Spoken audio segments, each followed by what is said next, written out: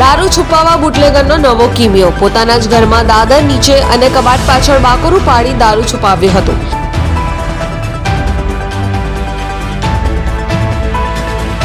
ઉધના પોલીસે પંકજ રાણા નામના ઈસમને ત્યાં પાડ્યા હતા દરોડા. દારૂ અને બિયરનો જથ્થો કબજે કર્યો. ₹66,300 દારૂનો મુદ્દામાલ કબજે કર્યો. સૌરવ બિહારી નામના આરોપીને વોન્ટેડ જાહેર કર્યો. પંકજ લિસ્ટેડ બુટલેગર છે. અલગ અલગ પોલીસ મથકમાં 23 જેટલા ગુના નોંધાઈ ચૂક્યા છે.